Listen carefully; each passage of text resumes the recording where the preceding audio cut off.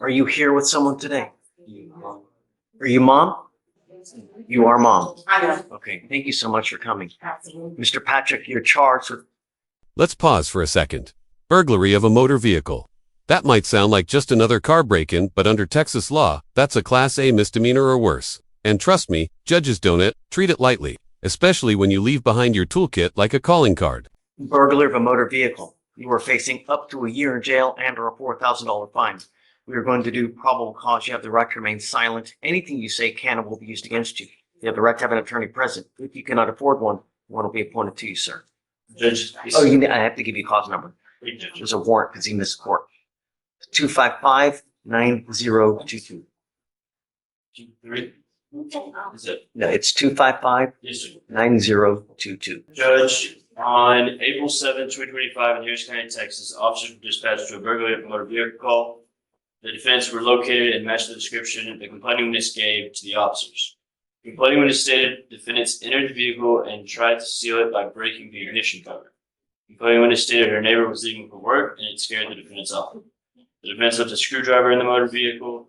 The complaining witness stated the ring co-defendant was found to have 2 key fobs on his person, and both key fobs belonged to other individuals. The screwdriver and gloves were found in the defendant's backpack, and a ski mask. Okay, gloves, screwdriver, ski masks. This is starting to look less like a misunderstanding and more like a YouTube tutorial on how not to get away with a crime. And remember leaving tools inside the vehicle. That's like signing your name at the scene.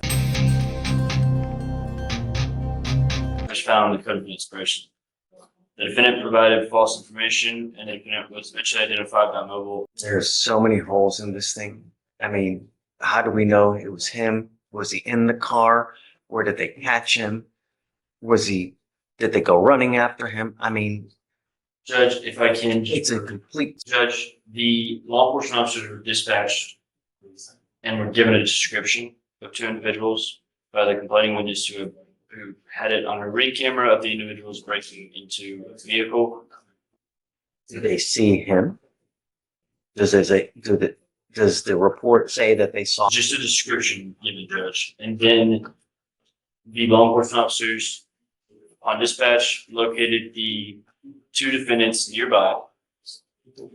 Does it say that there? To a burglary, they advised the last direction of travel being east of the residence and northbound intersection of Maryland. After a brief search, both defendants were obtained on foot, matching the description. Matching descriptions. Caught nearby, screwdriver in the car, and a doorbell cam to back it up. This is not looking good. But here's the legal twist. Is a description enough for a conviction? That's what defense will drill into, because close is not always guilty. Provided by one complaining witness. The complainant advised that they made entry into a vehicle and advised they attempted to steal the vehicle by breaking the ignition cover. Due to a manufacturing flaw, upon exposing the ignition, the vehicle would be started without the ignition key. The complainant advised their neighbor directly across was leaving for work, and both defendants began to leave on foot when they heard noise. And then they found a screwdriver was found on the vehicle floorboard. The complainant advised that her doorbell camera captured the incident and provided a positive description of both suspects, both being male wearing dark hoodie sweaters, black pants, both slender in build and being tall and short. Hoodies, black pants, sounds like a very specific duo. And let's be real, ring cameras have become the silent snitches of the 21st century. That grainy footage might just be their undoing. Yes, one being tall and one being short. After a pat-down search of the defendant, defendant 2 was found to have 2 key fobs stuck into his pants, and one fob belonged to a Dodge that was connected from another burglary of a motor vehicle. That was not the charge you'd be here, Judge. Is Mr. Patrick defendant 1? He's defendant 1, Judge. He doesn't have the key fob. It's the other gentleman. That's correct, Judge. He's the one that has the stuff in the backpack. Just want to verify that, Judge. Patrick, I'm going to find that there's probable cause to go forward with your case. You live in Houston, dude. You don't live in another state. People like their guns and they like their cars. And when you mess with the wrong person, they're going to shoot your ass dead in a heartbeat to keep what's theirs. How many countless stories do you hear of someone running away from one of these types of situations, they get shot in the back. And there it is, the judge doesn't mince words. In Texas, messing with someone's car, isn't just risky, it could cost you your life. Judges see beyond the charges, they see the patterns. And this judge, he's laying down the law hard. It's only a matter. Was this in the middle of the night? It was early in the morning, Judge, around 6 a.m. Patrick, I'm going to find that there's probable cause to go forward with the case. I am now going to put a whole host of conditions to make sure that you do not fall through the system or the cracks, because we don't need another statistic or we don't need another person dead. Do you understand me? The first is that you are not to hang around with the co-defendant in this case.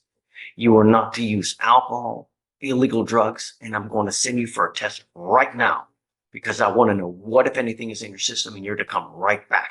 Do you understand? If you fail the test, if you fail to come back, it's not going to go well for you.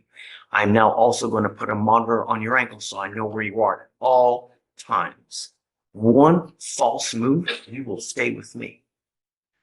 I need your help, Mom. I can't do this alone. You and me together, we can make this thing work. Tell me about it. What does he do? Is he in school now? Yes, I'm in school. So he did go to school. Okay. Wonderful. He did have sign up for a job, so he was looking for a job. What I was going to do is I was going to order him and only give him time so he can go to school, and then he goes back home.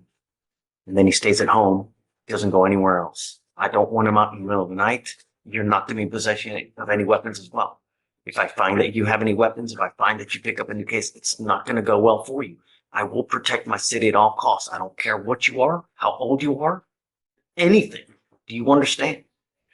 We will work with you to make sure that everything works together. I'm going to pay for everything so you won't have to pay for anything. I'm going to give you a lawyer today. So we just need to know what schedule. Do you work? I work Wednesday through Saturday. And then you're out. I'm off. I mean, you're out like out working. My only fear is that when the cat's away, the mice will play. So that's why while you're at work, he stays at home. I'm going to test you like crazy to make sure that you're not using anything. Do you understand? You must stay in school full time. The GPS monitor will tell me where you are. From potential jail time to full-on GPS monitoring and court-paid lawyers, this young man is on legal life support. The judge is offering structure, not sympathy. But the real question is, will he take the lifeline or break it? You are at all times, and you leave school, try to skip class, I'm going to skip your bond. Do you understand? Okay. Just a couple of years on, so understand.